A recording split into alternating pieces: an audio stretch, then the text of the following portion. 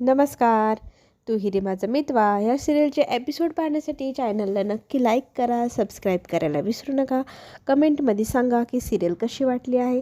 आजच्या भागामध्ये आज आपण पाहत आहोत अर्णव आणि ईश्वरी कुल्फी घेण्यासाठी नेहमीच्या ठिकाणी आलेले असतात आणि कुल्फी घेतल्यानंतर इथे ईश्वरी हट्ट करू लागते की मी गाडी चालवणार. तर अर्णव म्हणतो मी तुझ्याकडे नाही देणार, मी स्वतःच चालवेल. तर ती म्हणते गाडी माझी आहे तर मीच चालवणार असं म्हणत दोघंजण वाद घालतात आणि अर्णव शेवटी भांडायचं थांबवतो आणि गाडी तिला चालवायला देतो. तो स्वतः मागे बसतो आणि मागे बसल्यानंतर ती त्याला सांगू लागते की हे बघा गाडी ना जोरात चालेल, कारण कुल्फी विरघळायला नको आणि तुम्ही चान्सही मारायचं नाही, माझ्या खांद्यावर वगैरे हात ठेवायचे नाही, असं सगळं ती बोलत असते आणि अर्णव चिडत असतो. इथे त्या दोघांमधली भांडणं मिटावी म्हणून अंजली, आजी आणि मामा प्रयत्न करत असतात. मुद्दामच त्यांनी आईस्क्रीम आणण्यासाठी त्या दोघांना बाहेर पाठवले. हे जेव्हा वल्लवीला कळतं त्यावेळेला वल्लवी म्हणते की हे दोघंजणं लहान आहे का, त्यांना आपण एकत्र आणायचं, त्यांची भांडणं मिटवायची. त्यांना त्यांचं समजतं, कशाला आपण त्यांच्यासाठी इथे जागा राहिलो आहे आणि वाट पाहत बसलो आहे कधीची, असं म्हणत ती तिथे नेहमीच प्रमाणे ईश्वरीच्या विरोधात काय काय बोलत असते. तर मामा तिला म्हणत असतात की तुला नाही बघायची, तू जाऊन झोपून घे, आम्ही तुझ्या वाटची कुल्फी खाऊन घेऊ. मग ती तिथेच बसलेली असते. राकेश पाठीमागणं येतो, अंजली बोलत असते त्याच वेळेला. तर तो ऐकतो की ह्या दोघांना मुद्दामच बाहेर पाठवले. तर तो विचारू लागतो की कुठे पाठवलं आहे. तर ती सांगू लागते त्या दोघांना भांडणं मिटवी म्हणून आईस्क्रीम आणायला पाठवलेलं आहे. ही गोष्ट काही राकेशला पटत नाही. तो म्हणतो कशाला त्यांची भांडणं मिटवत बसलाय, आपापली बघा बरं कामी, असं म्हणत असताना मामा म्हणतात तुम्हाला काही प्रॉब्लेम आहे त्यांची भांडणं मिटली तर. तर तो म्हणतो नाही, मला कशाला प्रॉब्लेम हवी, इंदोरी जिलेबी नाही मिळाली तरी आज इंदोरी कुल्फी तरी मिळेल, असं म्हणत तो मामाला टॉन्ट मारू लागतो. मामा मोठी डोळे करून राकेशकडे पाहतात आणि तो गालातली गालत हसू लागतो. पण ह्या दोघांमधलं बोलण्याचे अर्थ काही वल्लवीला लागत नाही. तिला फार विचित्र वाटतं यांचं बोलणं, असं डायरेक्ट इंदोरी जिलेबी, इंदोरी आईस्क्रीम असं बोलणं. आणि अंजली मग इथे मामीला म्हणू लागते अगं मामी त्यांची भांडणं मिटली ते चांगलीच आहे, नेहमीच ते दोघंजणं भांडत असतात, एकमेकांना वेळ देत नाही. हे बोलल्यानंतर मामाही म्हणतात हो ना, आपण त्यांची भांडणं मिटवायलाच हवी, कारण नेहमी ते सतत भांडतच असतात. आता इथे सगळेजण आईस्क्रीम खाण्यासाठी वाट पाहत बसलेले आहे आणि थंडी वाजते म्हणून अर्णवला खूपच घाबरायला होत असतं. त्यात ईश्वरी जोरजोरात गाडी चालवत असते आणि मग तो तिला घट्ट खांद्याला पकडून तिच्या पाठीमागे डोकं लपवत असतो हवा लागू नये कानांना म्हणून. आणि ती जोरात मुद्दाम आणखी गाडी चालवते जेणेकरून हा अर्णव आणखी तिला चिटकून बसेल. आणि ते दोघंजणं घरी आल्यानंतर सगळ्यांना आनंद होतो. चला आता आपल्याला आज आईस्क्रीम खायला मिळणार सगळ्यांना. मग स्वतःच्या हाताने ईश्वरी कुल्फीची एक एक डब्बी काढून चम्मच देत असते आणि पहिले वल्लवीला, मामांना, आजीला देते, मग अंजलीला देते आणि अर्णवला देते. तर हे सगळेजण आईस्क्रीम घेतच असतात. तर तिच्यासमोर एक मोठं आव्हान म्हणजे राकेश स्वतःचा हात पसरून तिच्या पुढे दे ना असं म्हणत बसलेला असतो आणि त्याचं ते वागणं अर्णवला काही पटत नाही. अर्णव त्याच्याकडे पाहतो. इथे ईश्वरीला देऊ की नको प्रश्न पडतो. तर अर्णव स्वतःच्या हातातली आईस्क्रीम ही राकेशच्या हातावर टेकवतो आणि ईश्वरी त्याला म्हणते घे, तुला पाहिजे होती ना, मिळाली ना. मग त्याला खुणवल्यानंतर तो हसू लागतो गालातली गालात.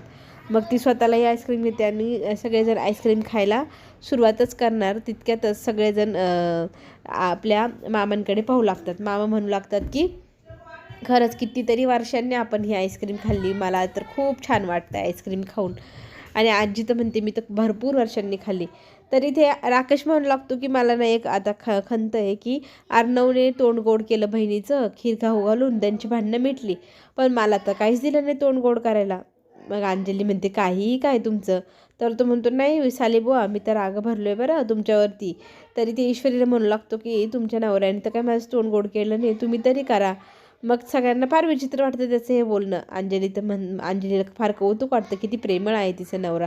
खरं तर हा कपटी माणूस इथे तोंड वेगळ्या पद्धतीने गोड कर असं म्हणत असतो, पण इथे लगेचच अर्णव पुढे सरसावतो म्हणतो तिची काय गरज आहे तोंड गोड करायला, तुमचं तोंड करण्याची, मी आहे ना, मी भरवतो तुम्हाला गोडाचा घास, असं म्हणत तो आईस्क्रीमचा एक घास मग इथे राकेशच्या तोंडात भरवतो. आणि मग इथे अंजली सगळेजण खूप आनंदी होतात. तर आजी म्हणते की तुमच्या दोघांमधला हा गोडवा आयुष्यभर असंच असू दे, पुन्हा कधीही तुमच्यामध्ये कसल्याही प्रकारची भांडणं होऊ नये.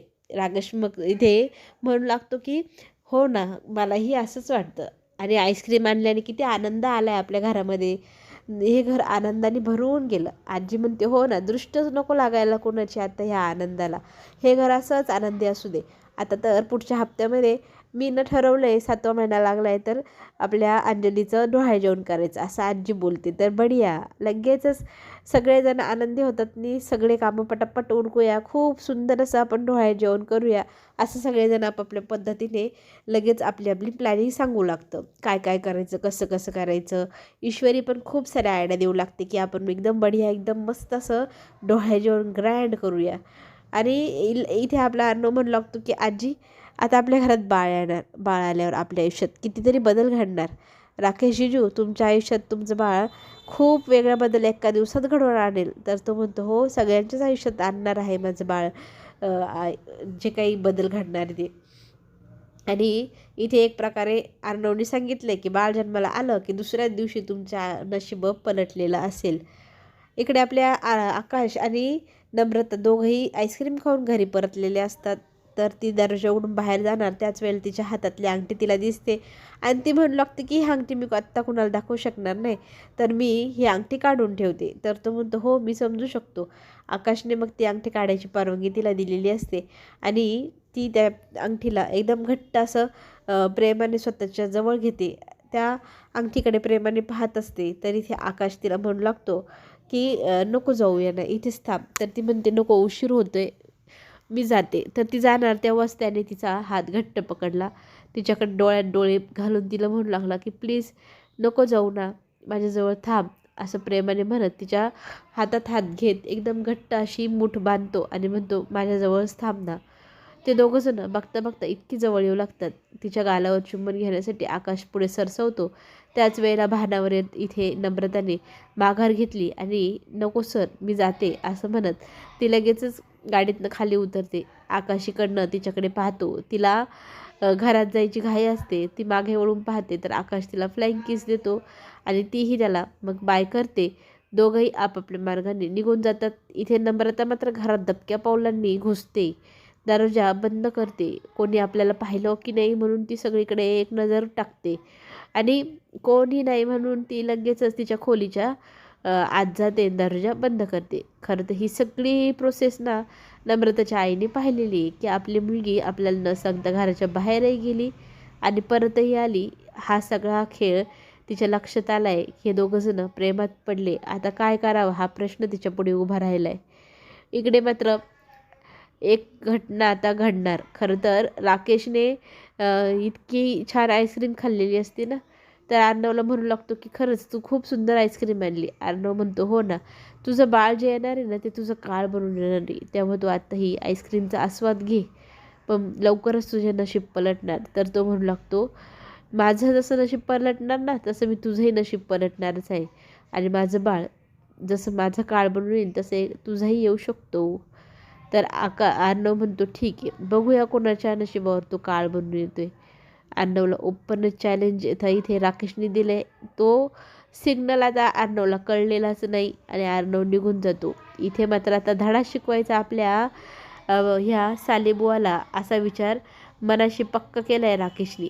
धडा शिकवणार म्हणजे नक्की काय करणार आता ते सकाळ झाल्यावरच कळणार की अर्णवच्या विरोधात काय प्लॅन बनवला आहे त्या राकेशने आणि तो कसा असणार, त्याच्यामध्ये कोण कोण होरपळणार. आणि त्याच्यानंतर सगळेजण सकाळी आपल्या डायनिंग टेबलवर नाश्ता वगैरे करत बसलेले असतात. आजी विचारू लागते की तुझी आज अपॉइंटमेंट आहे तर जावई बापूंना सांग तुला घेऊन जायला. तर ती म्हणते हो, त्यांना काम आहेच, ते आज नाही येऊ शकणार, मग उद्या जाईन मी चेकअपला. तर लगेचच अर्णव म्हणतो काही गरज नाही उद्या जायची, आज मी फ्री आहे तर मी तुला घेऊन जाणार आहे. तर ती म्हणते तुझं एवढी मोठी कामधाम सोडून तू माझ्या मागे हॉस्पिटलला येऊ नको की मी जाईल माझं न उद्या. पण तो म्हणतो नाही, आजची मीटिंग येतं आजच व्हायला हवी की नाही, मी तुझ्यासोबत येतो असं म्हणत तो हट्ट करू लागतो. तर इथे आजी म्हणते बरं बाबा जा ना, तर येऊ दे ग याला अंजली असं म्हणू लागते. तर इथे लगेचच मध्येच ईश्वरी पण येते आणि म्हणते की मी पण जाणार. तर तो म्हणतो तुझं काही काम नाही, आम्ही दोघंजण चेकअप वगैरे करू आणि लगेचच परत येऊ. पण ती हट्ट करू लागते मी जाणार म्हणजे जाणार. अंजली ताई तुम्हाला काय प्रॉब्लेम आहे, मला ना माझ्या भाच्याची जी काही ग्रोथ आहे ती स्वतःच्या डोळ्यांनी पाहायची. माझा भाचा कसा लहानचं मोठं होतो आहे, त्याच्या बाबतीत काय काय होतं आहे, दवाखान्यात डॉक्टर काय काय सांगताय ते सगळं काय मला ऐकायचं आहे. आजीला फार कौतुक वाटतं. आजी म्हणते जा घेऊन. तर तो नाही म्हणतो असतो. तर माझ्या भाच्याला म्हटल्यावर आर्नव म्हणतो, भाचा तुला काय माहिती भाचा होणार आहे का भाची, मला तर मुलगी हवी आहे. तर ती म्हणते नाही नाही नाही, माझे ना गावाला एक चुलत बहिणीच्या मावस भावाचं लग्न झालेलं, त्यांना मुलगा झालेला. तर तिच्या वेळेला ना तिच्या चेहऱ्यावर जो ग्लो होता ना, आता सेम ग्लो आहे ना आपल्या अंजलीताईच्या चेहऱ्यावर आहे. तर तो म्हणतो हे काय लॉजिक आहे, ग्लो पाहून तुला कळतं की मुलगा होणार की मुलगी. तर ती म्हणते हो कळतं मला. तिथे दोघंजणं पुन्हा एकदा वाद घालू लागतात आणि बाहेर ह्याच गोष्टीचा संधीचा फायदा घेत राकेशनी गाडीचे जे काही ब्रेक वगैरे असतात ते लूज करून फेल करून ठेवलेले आहे. आता त्याला पूर्ण माहिती आहे की इतका भयंकर ॲक्सिडेंट होईल की ज्याच्यात आर्नव अजिबात वाचणार नाही, दगावला जाणार म्हणजे जाणार. एवढा भारी प्लॅन आता राकेशने इथे अर्णवच्या विरोधात केलं आहे. पण घटना घडणार ती वेगळी, ती त्याला माहितीच नाही ती काय घटना घडणार. खरं तर त्याच गाडीमध्ये तो आता अर्णव ईश्वरीला आणि अंजलीला घेऊन जाणार आहे. आणि त्याच्यानंतर जे काही पाहायला मिळणार की हॉस्पिटलमध्ये गेल्यानंतर तिथे अर्णवला फोन येतो, खूप मोठे CEO आहे बँकेचे कंपनीचे, त्यांना तुझ्याशी डील करायची तू माझ्यासाठी नाही म्हणतो आहे. हे ऐकल्यानंतर अंजली लगेचच त्याला भर घालते की तू आत्ताच्या आत्ता ऑफिसला जा. तो ऑफिसला निघून जातो आणि ड्रायव्हर आता ह्या दोघींना घेऊन घरी जाणार. तर ड्रायव्हरच्या लक्षात येतं गाडीचे टायर पंक्चर आहे आणि गाडी इथून पुढे जास्त चालणार नाही, कधीही ब्लास्ट होऊ शकतो आणि आपल्या ह्या गाडीचा ॲक्सिडेंटही होऊ शकतो. बघता बघता ॲक्सिडेंट झालाही. चला तर मग पुढे काय काय नुकसान झालं हे पाहण्यासाठी चॅनलला नक्की लाईक करा, सबस्क्राईब करा. आपण पुन्हा भेटूया. धन्यवाद.